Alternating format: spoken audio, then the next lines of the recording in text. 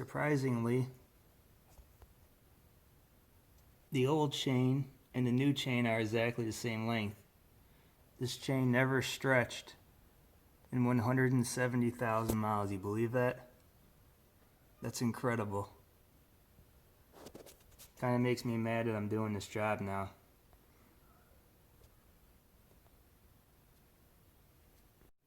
So when we clamp the ends, now you can clearly see the new chain versus the old chain.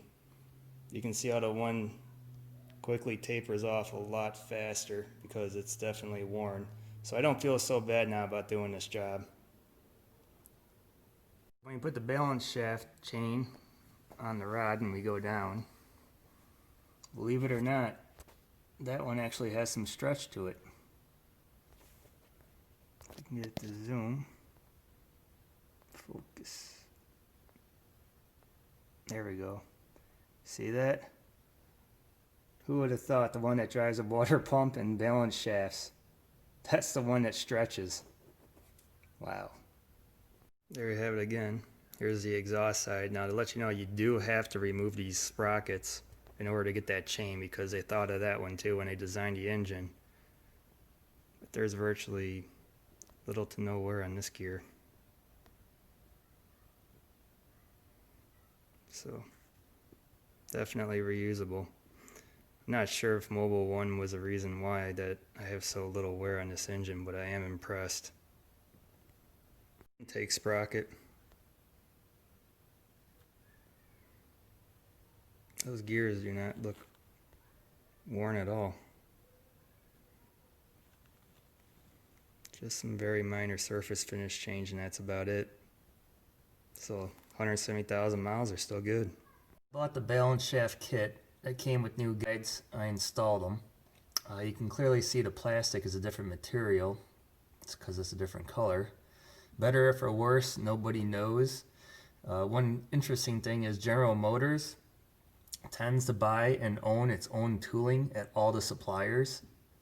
So if they brewed up their own plastic, who knows? This could be an improved version, but we'll never really know. On top of that, another trick, after you verify that your chains and all the guides, your arrows, the black one you can see still lines up. My gold one over there looks like it still lines up with the arrow at the top. Yes, it does. Down here, crank pulley still lines up after I torqued everything. So, good to go. Now I put this paper towel at the bottom, and there's a reason why I put this paper towel here. That has a opening right at the bottom that goes straight down into the oil pan. So if you drop a bolt and it goes into the oil pan, you're probably just going to end up leaving it for the rest of the life of the vehicle. Otherwise, put a paper towel there and catch it. There's the 2 torque to yield bolts that you should replace for the cam phasers. Easiest to put your crank on and then put a little 2x2 or something or 1x1 in there and just kind of hold it against the crankshaft. This way you won't lose that timing mark when you go to do the cam phasers. And then of course the cam phasers, there's plenty of videos out there.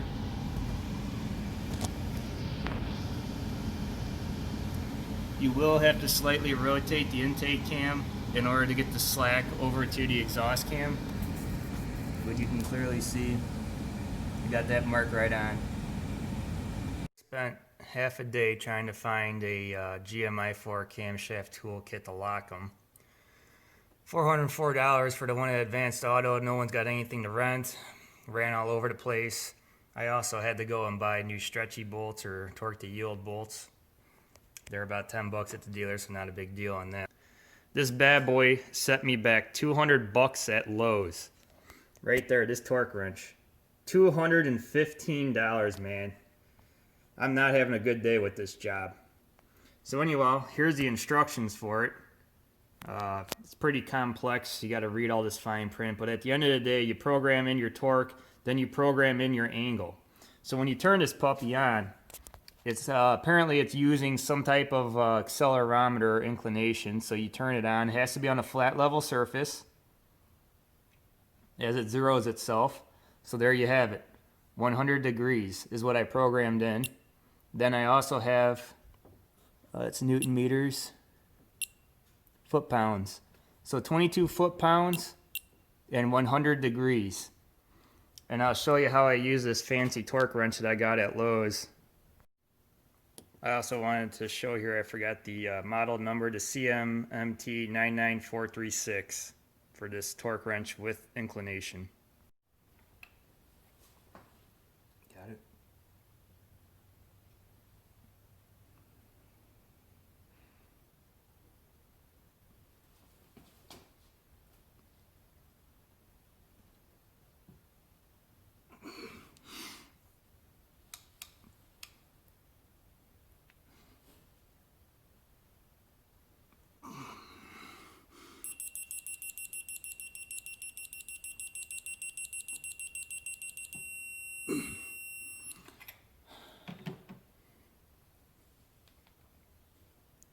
So 85 Newton meters and 100 degrees. The other one took about 89.5, so if you want to cheat the system, I clicked these with the old school one at 22 foot-pounds, and then as you can see, that bolt was 89.5, so roughly 90 Newton meters after you already did the 22 foot-pounds will get you there too. So that's one way you can cheat it without buying this.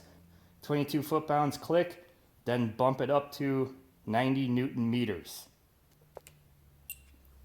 Okay. So to activate the tensioner after it's torqued, just hit it down in like that a few times. As long as it hits hard, it's good.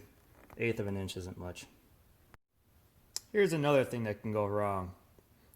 So these tensioners, when they activate, there's almost no way to get these things reset. There's so much spring force in here. If you took the snap ring out at the top here, you're probably never going to get it back together without special tools. On top of that, when you pinch the eyelets together, there's no gapping around it. So they're clearly pressing those in during manufacturing.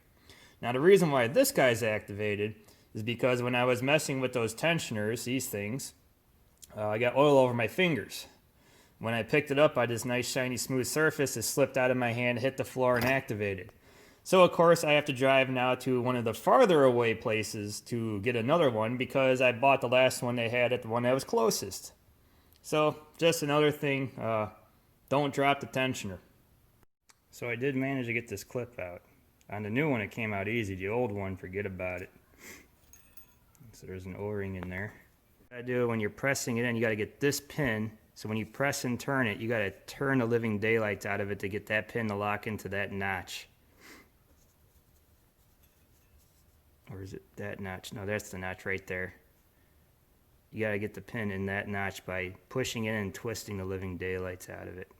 When you go to torque this guy, I think it's around 66 foot-pounds or something. I got to go double check that. You need a 32 millimeter socket, and the best place is this one here that you would typically use for the oil filter. The reason why you would change lip seals is when these things age, they lose their elasticity on this rubber. So you definitely want to change these when they get pretty old. For the crank bolt, I thought I saw something like 75 foot-pounds and 125 degrees on this stretchy bolt. And because it's so easy to get to, and also it's this piece of steel against another piece of steel, I interpret that torque spec as just put your impact on high and blast it.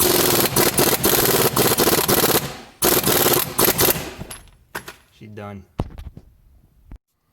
So I'd like to send a shout out to the engineer that overthought this throttle body.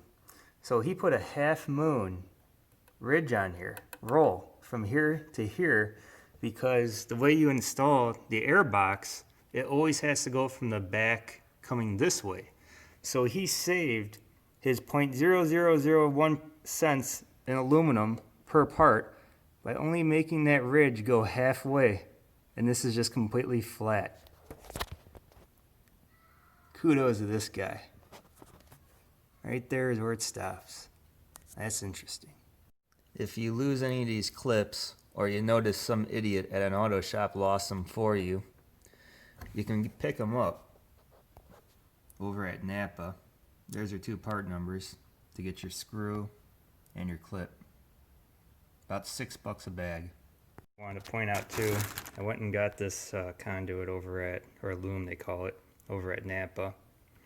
Some guy in purchasing at GM probably got a really nice Christmas bonus because he was able to source a conduit that doesn't really stand up to temperature, and you can see it just crinkles right in your hands after, you know, a few years of heat exposure. So good for him. You know, I'm glad he got a good Christmas bonus. I hope that he got a really big prize, maybe a new car or something. But for the rest of us, we're gonna have to pay to replace all this stuff. So I also want to point out, you notice how I have one new valve and one old one. Everyone knows these things fail. So I only replaced the one that was actually bad, that the computer was complaining about, and I use an OE one.